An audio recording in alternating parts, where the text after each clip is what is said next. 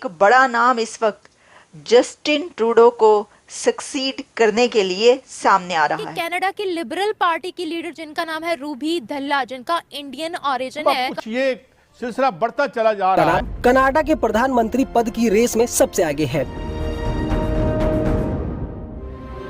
What needs to be understood and what needs to be realized. Why India is resonating and Pakistan is not resonating despite the fact that Bharat कहाँ का secular है? भारत तो तंग ज़हन वाला मुल्क है। अगर रूबी ढल्ला जस्टिन ट्रूडो की जगह चुनी जाती हैं, तो वह कनाडा की पहली अश्वेत महिला प्रधानमंत्री बन जाएंगी। प्रेसिडेंट ट्रम्प की एडमिनिस्ट्रेशन है, उसमें कैश पटेल से लेकर विवेक रामास्वामी तक। ने अपने स्टेटमेंट के दौरान ये बोला है कि वो चाहती है कि इंडिया के साथ उनके ताल्लुकात मजबूत हो। अल्लाह अकबर बोल देते पूरा हॉल खाली हो जाता, सब भाग जाते। पाकिस्तान की जड़ों को खोखला करने का ख्वाब दुश्मन देखता चला आ रहा है और आजकल ज्यादा देख। अगर बन सकती हैं तो इसका इम्पैक्ट पाकिस्तान पर क्या पड़ेगा? कि इंडियन ओरिजिन से बल्कि हिंदू कम्युनिटी से ताल्लुक रखने वाले, तो उसमें तुलसी गैबर्ट भी शामिल है। लेकिन दुनिया में अगर वो जिस चीज को मार्केट करते हैं वो अपने रिलीजन को करते हैं। भारत की जब से मोदी सरकार आई है, खास काश पटेल ने सीनेट की हियरिंग में ताल ठोक के कहा जय श्री कृष्ण, और वो यूनाइटेड इंडिया यानी कि अखंड भारत पर बिलीव करती है, क्योंकि भारतीयता की बात मानवता की बात है कि हरबों से पाकिस्तान का जो इमेज है वो दुनिया के सामने खराब करना चाहते हैं। बड़ा रेयर, क्योंकि वो कहते हैं मैं हिंदू हूँ, मैं प्रैक्टिसिंग हिंदू हूँ। हमारे YouTube चैनल हिंदुस्तानी हाइट्स में आपका स्वागत है। दोस्तों, कनाडा में जस्टिन ट्रूडो के इस्तीफा देने के बाद से ही भारतीय मूल की दूसरी पीढ़ी के प्रवासी रूबी ढल्ला का नाम अगले प्राइम मिनिस्टर के तौर पर सामने आ रहा है। रूबी ढल्ला को इस पद का मजबूत दावेदार माना जा रहा है। पाकिस्तानी मीडिया में इस बात को लेकर अब काफ़ी चर्चा हो रही है कि आखिर भारतीय अभी तक कंपनियों के CEO और हेड बनते थे, और लेकिन अब वो राष्ट्र के प्रमुख बन रहे हैं। जैसे कि अभी ट्रम्प गवर्नमेंट में भी काश पटेल और सनातन धर्म में गहरी आस्था रखने वाली तुलसी गैबर्ट का नाम सामने आया। इसको लोगों ने भारत से जोड़ा। इसके साथ ही अभी हाल ही में जब इंडोनेशिया के राष्ट्रपति सुबियांतो का भारत दौरा हुआ था, तो उन्होंने भी गर्व के साथ खुद को भारतीय DNA वाला बताया था। ये सब देखकर पाकिस्तानी काफ़ी हैरान, परेशान और निराश हैं कि पाकिस्तानियों को आखिर किसी देश में इज्जत क्यों नहीं मिलती, जबकि पाकिस्तानी आउट के नारे तो पूरी दुनिया में मशहूर हैं। पाकिस्तान इसी बात पर बेचैन है कि भारतीय सभ्यता और संस्कृति से निकले लोगों को दुनिया सम्मान की नज़र से देख रही है और हमें नहीं। कनाडा की लिबरल पार्टी की लीडर जिनका नाम है रूबी धल्ला, जिनका इंडियन ऑरिजिन है, का सिख कम्युनिटी से वो ताल्लुक रखती हैं, उन्होंने ये अनाउंसमेंट की है कि वो कनाडा के प्राइम मिनिस्टर बनने के लिए अब पार्टिसिपेट करेंगी। और ये भी कहा जा रहा है, ये भी खबरें सामने आ रही है कि उनको ही नेक्स्ट प्राइम मिनिस्टर कनाडा का बनाया जाएगा। रूबी धल्ला ने अपने स्टेटमेंट के दौरान ये बोला है कि वो चाहती है कि इंडिया के साथ उनके ताल्लुकात मजबूत हो और वो यूनाइटेड इंडिया यानी कि अखंड भारत पर बिलीव करती है। इसी के साथ साथ उन्होंने ये भी कहा कि यहाँ पर कोई एक्सट्रीमिज्म हो रही है सिख कम्युनिटी की तरफ से, तो हम उसको भी खत्म करने वाले। जो मौजूदा प्राइम मिनिस्टर है कनाडा के जस्टिन ट्रूडो, उनके टर्म्स पाकिस्तान के साथ भी अच्छे हैं और चाइना के साथ भी अच्छे हैं। खालिस्तानियों को वो बहुत ज़्यादा प्रमोट करते हैं और खालिस्तानियों के वोट्स जस्टिन ट्रूडो को बहुत ज़्यादा आते हैं। जब इंडियन ऑरिजिन की लेडी जो कि ये कह रही है कि हम यूनाइटेड इंडिया पर यकीन रखते हैं, वो अपनी इस स्टेटमेंट की बेसिस पर अगली कनाडा की प्राइम मिनिस्टर बन सकती है या नहीं, और अगर बन सकती है तो इसका इम्पैक्ट पाकिस्तान पर क्या पड़ेगा? why India is resonating and Pakistan is not resonating despite the fact they are same people. ये क्वेश्चन होता है कि पाकिस्तानी क्यों नहीं रेजोनेट हो रहे हैं, इंडियन क्यों रेजोनेट हो रहे हैं? क्योंकि भारतीयता की बात मानवता की बात है।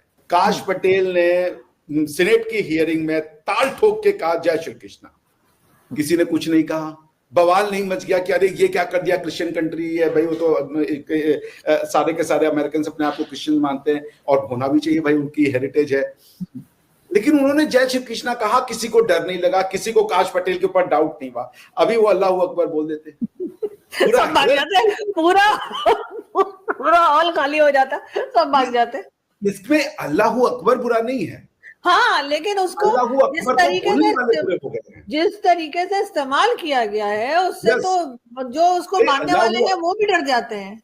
एग्जैक्टली, वरना अल्लाह अकबर एक बहुत शुद्ध, बहुत अच्छा है ईश्वर के प्रति अपनी भावना। अरबी में बोलने के लिए। बिल्कुल, आप एग्जैक्टली उसको इंग्लिश में गॉड इज ग्रेट बोले, हिंदी में कहें ईश्वर परमात्मा ही महान है, परमात्मा ही सबसे बड़ा है, परम ब्रह्म है, बोलने के तरीके अलग है। बिल्कुल ऐसा ही अल्लाह है। अकबर भी एक अच्छा फ्रेज है, मगर आपने अल्लाह अकबर को उसके फॉलोअर्स ने ऐसा बना दिया है कि आज वो ट्रस्ट के काबिल नहीं है, वो एक फियर का वो बन चुका है।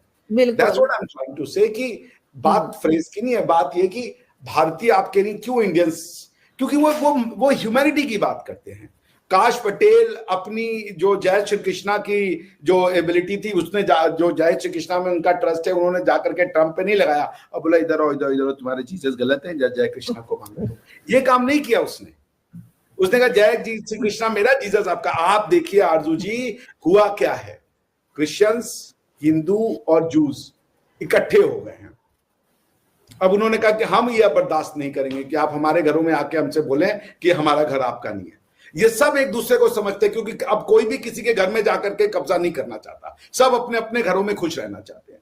एक ही अब आइडियोलॉजी बच गई है, और वो भी उसके अरबी लोग वैसा नहीं करना चाहते। ये नॉन अरबी हैं जो जिनकी ये तमन्ना है कि हम उसके घर में जाकर के कब्जा कर लें, उसके घर में कब्जा कर लें, जिसमें कि unfortunately Pakistan tops the chart.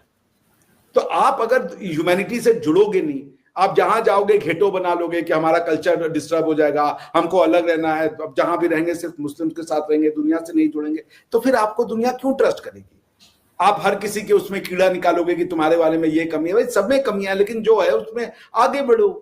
तो भारतीय जो है ना, वो उसका अप्रोच शुरू से वसुधैव कुटुंबकम करा, इसलिए वो रेजोनेट कर रहा है, इसलिए दुनिया उस पर ट्रस्ट करती है। दुनिया उसको ये नहीं कहती है कि ये हमारे घर में आकर के, अगर वहां पे ना यूरोप में 80% भी इंडियन हो जाएंगे, क्रिश्चियनिटी वहां से खत्म नहीं होगी, उनका हेरिटेज खत्म नहीं होगा, उनकी भाषा खत्म नहीं होगी, उनका रिचुअल खत्म नहीं होगा। लेकिन और किसी देश में यदि 80% मुसलमान हो जाएंगे तो उनका कल्चर खत्म, उनका हेरिटेज खत्म, सब कुछ खत्म करने पर इसमें सब कॉन्टिनेंट में मुस्लिम्स आए तो यहाँ पर तमाम हिंदू थे और उन्होंने आके कहा कि हम मुसलमान हैं और हमारा एक खुदा है। तो उन्होंने कहा कि ठीक है, हमारे तो इतने सारे खुदा हैं, इनका भी सही। उन्होंने कहा ठीक है आ जाओ। कहते जब वो आ गए तो उन्होंने कहा अब बात ये है कि हमारा ही खुदा रहेगा और तुम्हारा नहीं रहेगा। तो वो this is something which is going to tell you, इस चीज को फोकस करने की जरूरत है कि एक तरफ आप ये समझते हैं, एक तरफ आपकी ये रियलाइजेशन है कि भाई साहब जैसे तैसे मैंने culture and unity and diversity को दुनिया में मार्केट करना है। कल्चर, डाइवर्सिटी, यूनिटी को दुनिया में मार्केट करना है। That's the plan, that's the mindset of Narendra Modi. ये है वो प्लान, ये है वो mindset. What needs to be understood and what needs to be realized